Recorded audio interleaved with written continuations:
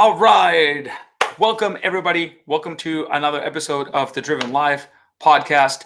This is going to be awesome, as always. As long as you are our moms, you'll probably think that. If you're not, that's okay. So, my guest, co host, not guest, is Dr. Alfredo Petroni. And today we're going to be talking about negative self talk, right? Everything that we do that sabotages our own journey. Not everything, but we'll talk about what happens, between here and here. Sometimes we can be our worst enemy. So if you struggle with that, if you notice that, if this is exciting for you, please drop a comment and just say hi so we know you're here. And if you have any questions, please drop them, and we'll happily answer them during this live podcast. If you're watching the recording or listening to the recording somewhere else, just drop us a like or something. That really helps. So Dr. Petroni has been coaching some clients, and so tell me a little bit, Alfredo, of what sort of patterns do you notice? What usually happens that sets things like this in motion? So it's funny because it's probably one of the things I always talk about when starting with a client, is that we focus really largely when we screw up. And so I noticed it a lot this weekend because it was a long weekend, and so it's Right. a very I think easy to fall off track, and it could be a big one, right? Because 3-day weekend is a lot longer than a 2-day weekend, and for a lot of us, or many of us, took a 4-day weekend. So now you're 60% of your week. It could be a big fall off, and I think that the biggest thing is when you've been consistent for so long, or even if you've been consistent for a week or 2 weeks of your diet and exercise, you fall off for 4 days, and your body just kind of in all regards, you start to feel shitty, you regret the choices that you made, your body just doesn't feel as good as it may have been feeling, even in a short amount of time. So I think that it just becomes the new focus of oh, I've screwed up this whole my whole program, my whole life, everything has just been screwed up now because I fell off track for a good portion of days, maybe in a row. And yeah, so I just find I'm always trying to remind people, even if you did a little bit more than you may have done in a previous year, for example, that's a huge win, because your body is learning how to make progress and how to recreate health. And so I think it's always about not focusing on the negatives, which we're just so hardwired to always go right into that negative zone and not kind of look at the small wins or the small things. Yeah. That we've been able to. I think the one thing that really helps me, because I remember being really overweight and yearning for that weight to come off, right? Right. But the biggest fundamental shift that there's been in my mindset is now I realize what I didn't know back then. Back then, I remember thinking, man, if somebody could sell me, I remember literally thinking this, if somebody could sell me something and there was a pill that I could just take, and okay, this may get a little graphic, but I would look down and look at my belly and be and for this to be gone. And I remember asking myself, how much would be too much to pay for that? And I remember trying to think about it. I didn't have a cent in the bank, but I remember being $1,000. Nope. I would figure it out. 5,000? Nope. I'd find them. 10,000? Wow. I don't know how, but I would find them. So that's how bad I wanted to not feel the way I felt, right? Now, so what I was yearning for back then was a result, right? And what I've learned now is that I just look at it very different. For me, I value the process more than I value the result now. And I think that helps separate myself from from the ups and downs, right? Like, for example, think of it this way. If you step on the scale in the morning and the number moves in the right direction for you, depending on your goals, and that just absolutely gives you the highest high, you gotta watch, you gotta pay attention, because that means that when inevitably you do the right thing and the scale moves the wrong way, which is gonna happen sooner or later, Mhm. Mhm.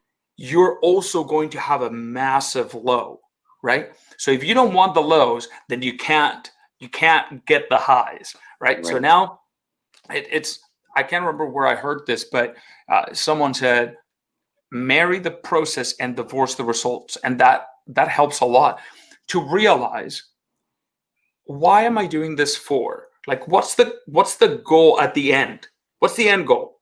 Is it to get to a certain weight, or is it to live healthy, happy, and in a body that I feel good for the rest of my life? The goal is the rest of my life.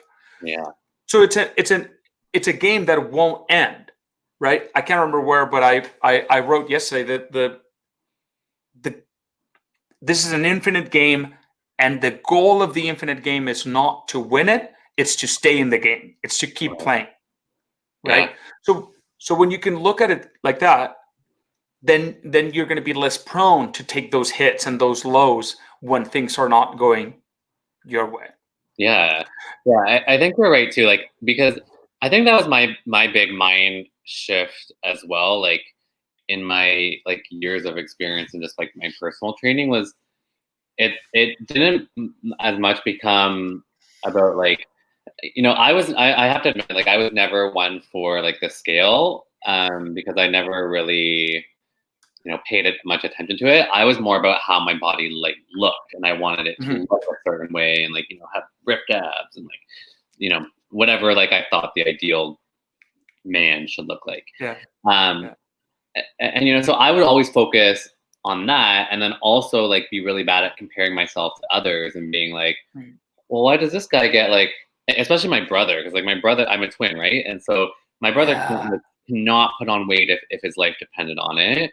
And like he's got like washboard abs, and like every muscle is like super defined, and like he barely like tries to work out, and like doesn't even care about his nutrition. So you get comparing yourself to others, and like, why does this person get to look like this and I have to look like this? And I put all the work in, and I still don't get the results that I want. um and that way of life was just draining. It was like mentally and emotionally draining, because I always found myself like stressed and not good enough. Um, and you go down that kind of rabbit hole of like, well, I hate, and like, and you start nitpicking, like, I hate this part and I hate this. Um, and I think I got to the point where I was just like exhausted of that, like stress to try and achieve something that like, you know, that was just like focused on the result. And I really started to bring it back to like you said, like love and enjoy the process. um and that's honestly, like, I can wholeheartedly say, like, that's really what I enjoy right now, is like Mhm. my exercise. um More just looking at exercise, like my exercise is like, I just love going to the gym. I just love working out, like in whatever regard that is. Like, even if it's like a run, like I hate running, I'm not a runner, but like even if I'm doing a run, like I enjoy like the whole process of it, because I know like what it's doing for my body, and where it's going to eventually like take me. And so I have Mhm. fun with the process, as opposed to kind of just like hating the process and wanting the end result. And so it's a very like it's a very significant, I think, shift in like mindset, to just really like start to have fun with it, but then also like appreciate how amazing and um, like adaptable and strong and powerful our bodies are. Like, I get to Mhm. see it a lot in like my work, where like I see kind of the other end where bodies are like breaking down, and Right. a lot of like misuse, and like kind of like a mechanic, like trying to fix like an old car. Like you kind of see these like great, powerful machines, and if we don't take care of them, they start to break down. Um, but they recover so quickly, and they adapt so quickly, and like giving your body that kind of like respect, it's huge because it's going to bring you places that like you can't even imagine right now, especially if you're only focused on like results, like what the scale Right. says, or like you know what my measurements are and things like that. I think Yeah. they're all important to see how things are changing, um, and tracking and having that kind of like objective measure, right? Anything with like a number that we can track over time is data. It's Yeah. objective. We don't Yeah. change that, Yeah. but we need to put more, I think, significance on the like subjective things, which are the things that we don't measure, we can't measure. How we feel, if my clothes fit a little bit better, or feel a little bit better. Like, I mean, maybe you can measure that, but like those are more like how you feel and experience things. Yeah. And it's harder to keep those, I think, as like wins because we don't necessarily like we don't quantify them. So it's like, how do I quantify that I felt good today after a workout? Especially when the scale's not moving, which is something that I can quantify. And so I think like, really kind of honing in on those, like, you know what, my body's fucking awesome. Oops, sorry. Um, like last year at this time, if it were Labor Day weekend, like I would have just like, gotten drunk and had drinks and ate Right. whatever. But like this time, like maybe I still did that, but like I also added a hike in because I knew I was gonna miss my. Yes. And so that's like amazing. Like if you're like so much better than you were last year, like we can just continue down that progression, right? That's right. Here's a good comment from Adam. He says, getting into a new routine is, I find, the hardest part for me.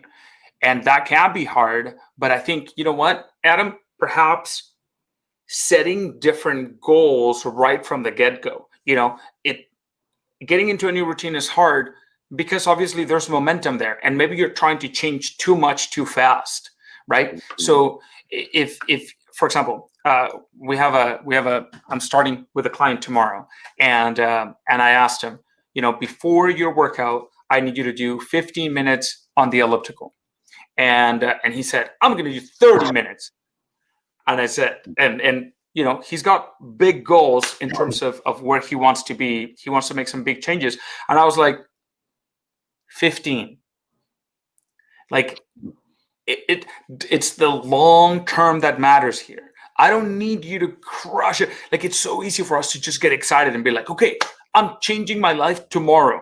But Right. we got to realize none of these changes happen overnight. Nobody changes their lives in an instant. It's maybe an instant that you decide, but then you got to take consistent action for a long time for that to really lead somewhere worth going, right? I'll tell you guys, so you actually said this over. So I've been doing, you said when you're doing really well and then you kind of go off. So I've been doing really well. I've been tracking my food. I've been working out, which is my normal.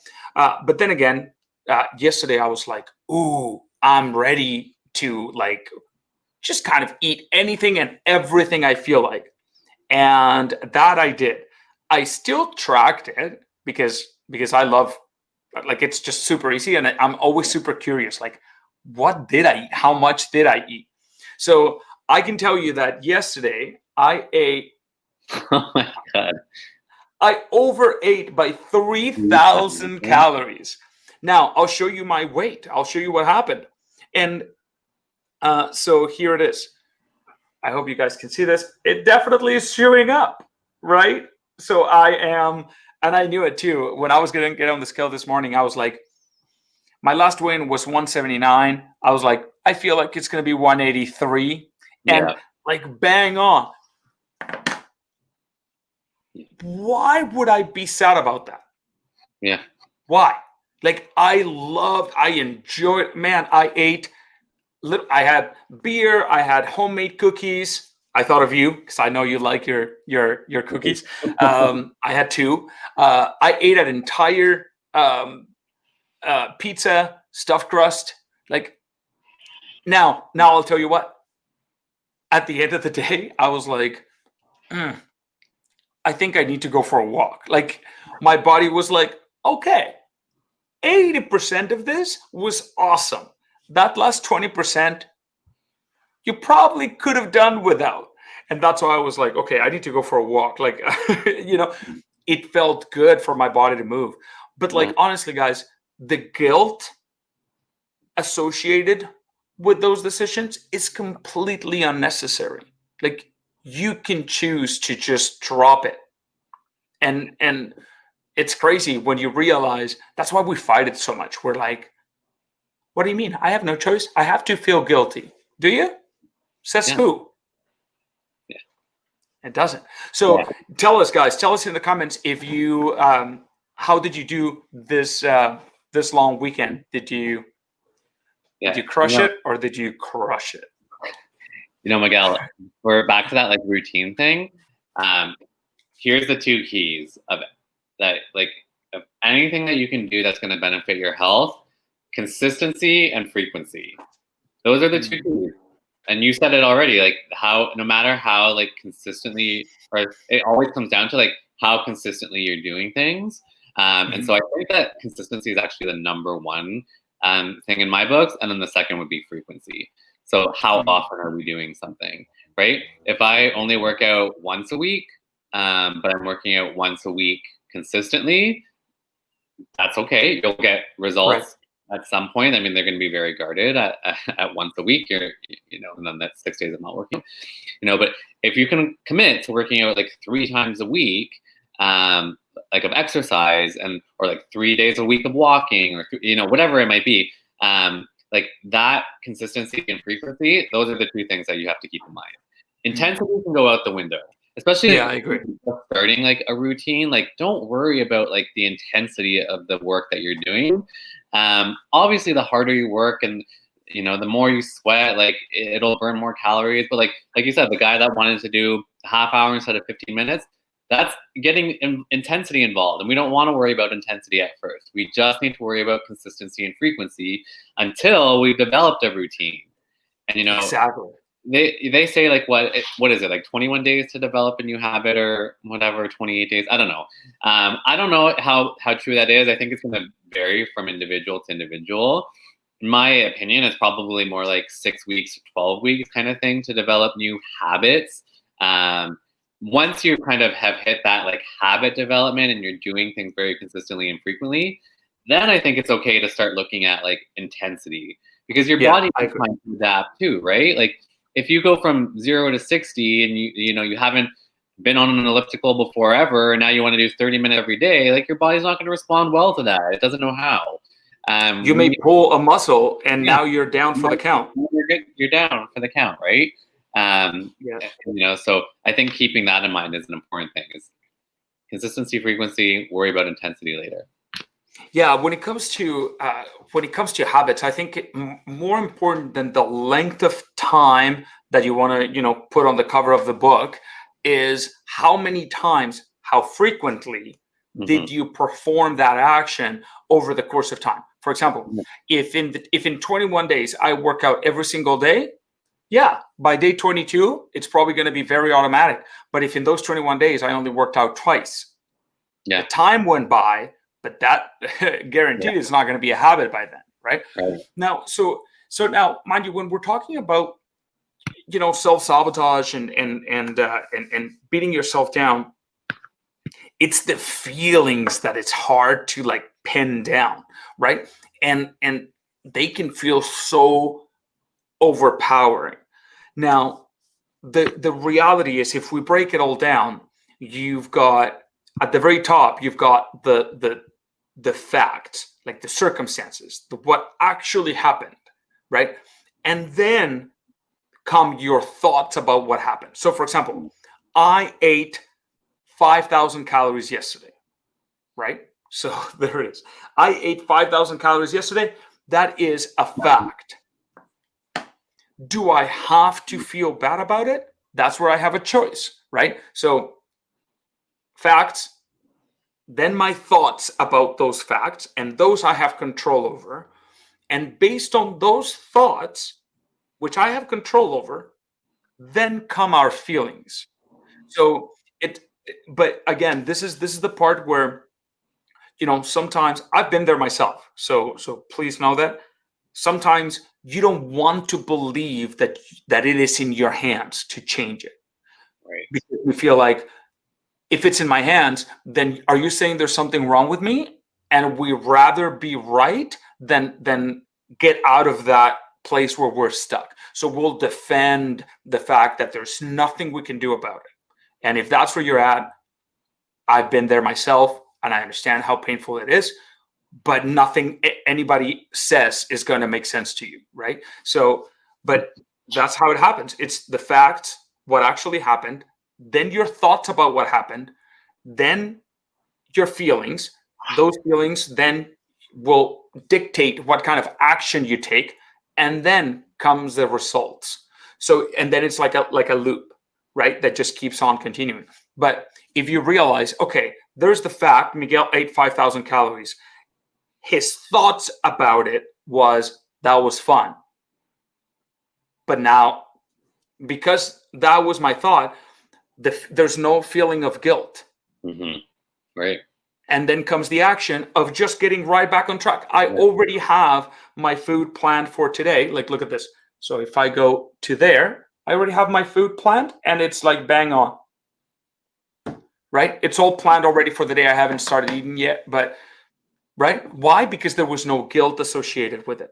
So if one thing you can take from this is at least to recognize that you do have a say about your thoughts. That's what dictates what happens next, right? Yeah. We've got a good comment here from Heather, so let's put it on the screen. With going away for our anniversary, I definitely enjoyed some foods and some wine that on a normal day I wouldn't have done. But I was also very active. Multiple bike lessons, 24-kilometer road bike, wow, walking, and 2 online workouts as well. Scale was up a couple pounds today. But that's okay. It'll be gone by the end of the week. Got to live still. Yes. 100%. See, another version of Heather could feel like, oh man, this always happens. I've been trying so hard, and look, even though I only had 2 glasses of wine, not 4, and the scale is up 2 pounds.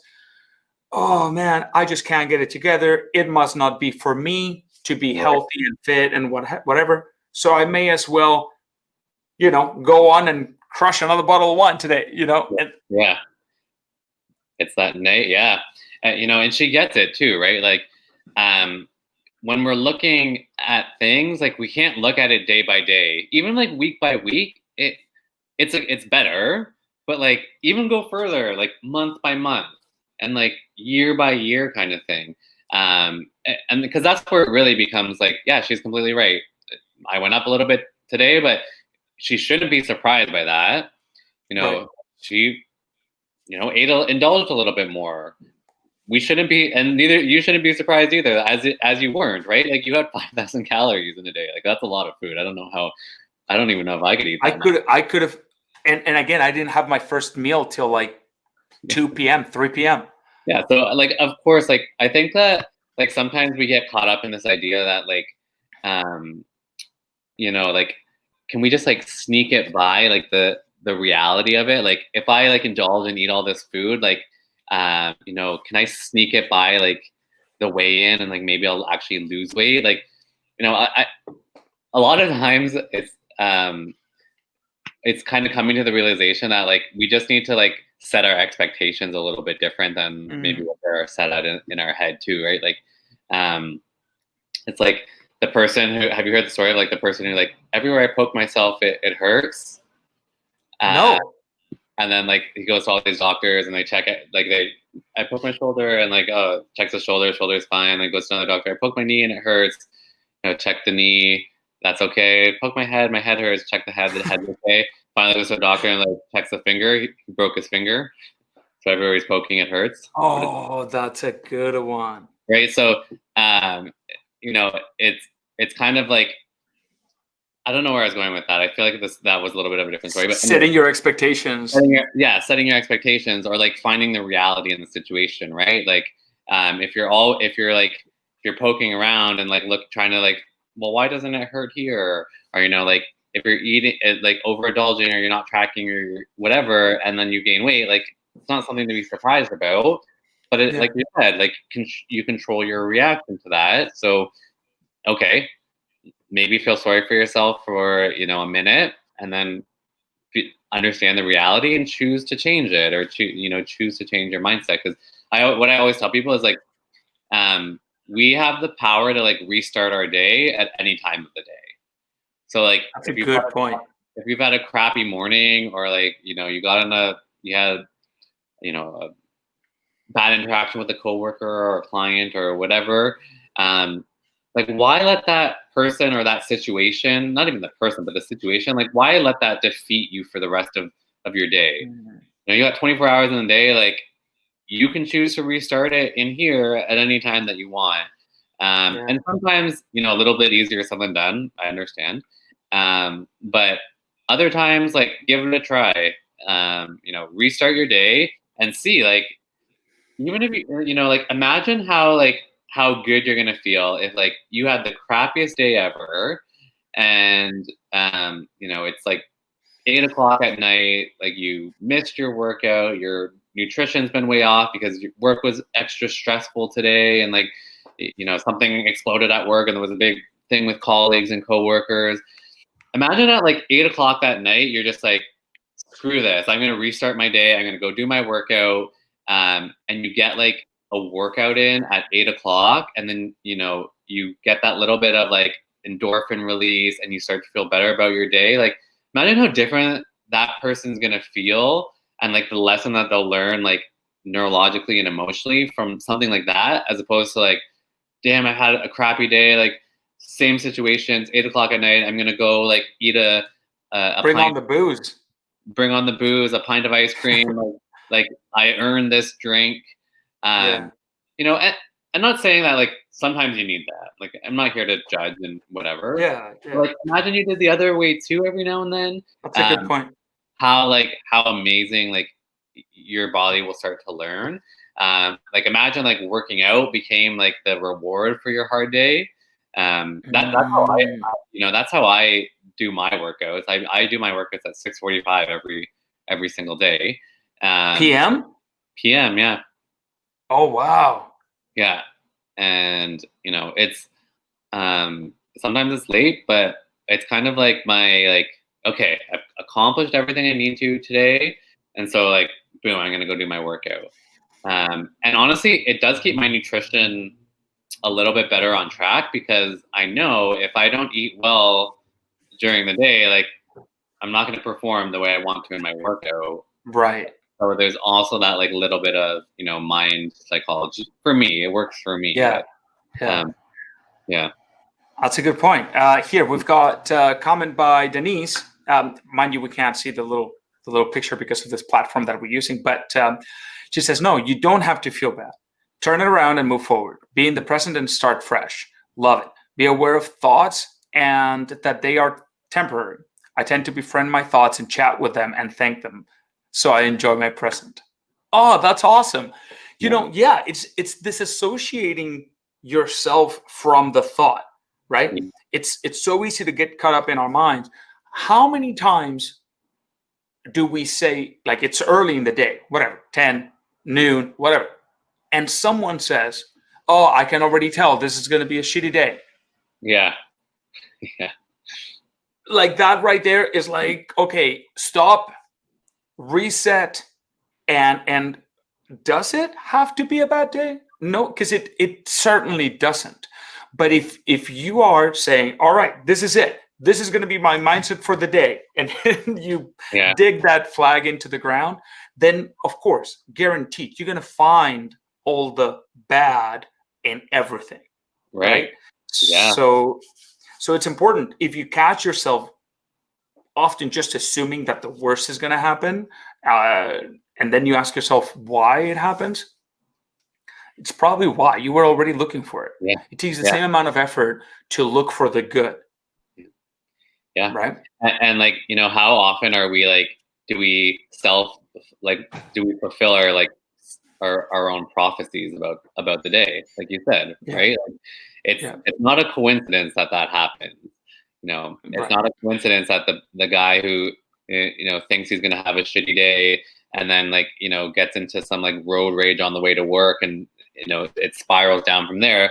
Like that's not a coincidence. That's like you've created that or manifested that in your mind, and so that's the only reality that you have, right? Like our brains are only capable of giving us the reality that we create for it, Yeah, right? yeah. It's like the moment you start focusing on one thing, you will see it a lot more, Yeah, right? yeah. So It's like if you like, have you heard of that? Like when you like go like, I don't know, if you like buy a new car or something, then you start to see that car like absolutely everywhere, but before yes, you never saw it yes, before. Yeah, it's because 100%. your mind is wired like that to see what Yeah, you put. yeah. I know that there's a Tesla in my near future. Yeah. And see, even me just saying something like that, not just to myself, but like I've wanted a Tesla since they came out, right? And of course, like now there's a lot more of them everywhere. And you could say, well, Miguel, you see them because they are there. Sure. But I am choosing to take that as a sign Hmm. that sooner than later I'm going to have a Tesla. Right. Yeah. So it's in my mind, it's already a fact. It's Yeah. only a matter of time, and it's coming sooner now because I see them all the time. All the time. So Yeah. Cool. okay, so let's see. We have a comment here from Lisa. Let's say, I've been with Driven for a year now, and I love how much better I feel having divorced the results and marrying the process. Not what I expected to happen a year ago. Yeah. Yay! That's awesome. I got. Somebody else got in there. We'll go to that in a second. But one of my friends was like, "Hey, so you really talk about weight loss a lot?" And I was like, "Yeah." He's like, you're okay with being known as the weight loss guy? Like you're okay with that?" And I could feel a little bit of that like judgment there perhaps. And I was like, "Yeah, I'm 100% okay with it." And I'll tell you why. Because what started me down this journey was just the one thing that I was aware of was when I saw myself in the mirror and how unhappy I was. And I thought I was unhappy because of the way my body looked, right? Mhm. So that got me started in my mind, as oblivious as I was to everything else. One thing I knew for sure, and it was I need to lose some weight. Yeah. And that got me started. And along the process, I've learned so much more that I don't I don't do what I do to not be overweight anymore. I've learned a lot more. It's I absolutely enjoy this now. But so yeah, I was like, so this comment from Lisa is perfect because she must have come to us as 98% of our clients do, which is by seeing someone else on Facebook or on Instagram or wherever we put it, and a success story of someone losing weight. And we go, ooh, I want that. So maybe I'll check it out. And then you begin. And along the way, once you're in, I'll be like, hey, free candy, come over here. And then once you're in my house, then I'll be like, all right, how about I make you some eggs with spinach and then you can have a candy at the end, right? Like, so yeah, I'm perfectly okay with that. And thank you for sharing that, Lisa. That's awesome. Yeah. And Oh, okay, sorry. I was No, no, gonna no, go for it. I was gonna like tag on to like what you're talking about. Like, yeah, of course people need like a way to like relate to getting healthy. And so like if that's losing weight, then of course you don't know what you don't know at the time. Right. Similar to like myself when I started working out, like to you when you started like exercising and eating well, like yeah, of course you need a reason to get into it. Like it's not just like for no reason I'm gonna just start eating healthy and exercising. There is often like you need some kind of catalyst to get like involved in you know in in a gym, in an exercise program. Same with like patients. Like 99% of my patients, come in because they have low back or neck pain or headaches or things like that. Um, but then once you're in, you start to learn about like how your body works and how preventative care works and all of that stuff. So yeah, oftentimes there is like a way to like relate to people, because that's how we then start to learn and expand our knowledge. But there's no way like like yourself, you would have, or maybe Lisa. I don't know if I know Lisa, but there's no way she like if you were to say like, hey, do you want to like feel better and have more energy? I mean, maybe she would, but like all the stuff that about like loving the process, that's not easy for people to relate to when you don't even know what the process is or you've never been involved in the process, right? No, So because you're you too have to trust deep the in process. pain. Yeah, and you're too All you're aware of. yeah. And so when you Yeah. don't have that awareness, of course you're not gonna be able to like relate to it or even resonate with it. So yeah, that's awesome. I mean, amazing for Lisa. Yeah. If you're drowning, all you can think of is kicking, Yeah. right? Like all you can think of is I need to get out of here, you know. Right. So yeah, that's why I'm always, I noticed this, we're going sideways now, but We always do. sometimes, well, that's how it is. Sometimes we are, and by we I mean some people, Yeah. it's almost like we feel that we need to tiptoe around voicing our goals, for fear of potentially seeming vain. Somebody will like, maybe I want abs, but I don't feel like, but I'm careful not to say it out loud because that seems vain. Right. Who cares? Yeah. Like, first Yeah. of all, nobody cares. Everybody else is too worried about themselves and how they look to others to really pay Right. attention. But now, if somebody does pay attention and judges you for it, what is it? Like, what's it to them, right? Like, it's important that first and foremost you can own your goal, declare it, so that then you can get to work on it, right? Right. I think this is Denise here again that says, energy is like a magnet. Been there when my thoughts took control of me. Yucky place to be, but they help me grow and learn. I would love a Tesla too. There you go. There you Maybe go. we're getting one soon, both of us. Feels so good and empowering and build self-love and confidence. Yeah. Yeah. There's so many layers to this. It's awesome. Yeah. Yeah. So guys, thank you so much for hanging out with us. This has been awesome. We rambled on a little bit, but not too much. Yeah. Alfredo, I feel like we did pretty good. Yeah. We did good. Our moms agree that this is the best podcast in the universe. So Yes. if and they're very smart ladies. So if you are smart too, please drop us a like or something. It really helps us because obviously we come here, we try. Our objective with this is to give you something of value and hopefully connect with you, answer some of your questions, and we want to make this a more consistent practice. So yeah, so your likes, your comments, your ratings wherever you're listening to this is really helpful for us. Dr. Alfredo, you want to say anything? No, I was just gonna say the consistency and frequency. That's what we need to to keep up with this too, right? Yeah. Yes, you are right. So yeah, at least we're going to be bringing you one of these per week. We have them on our calendars, and we'll make sure that we prioritize them because this is awesome conversations. Agreed. Awesome, guys. Have a great rest of your day. Love your faces, and we'll see you soon. Bye. Bye-bye.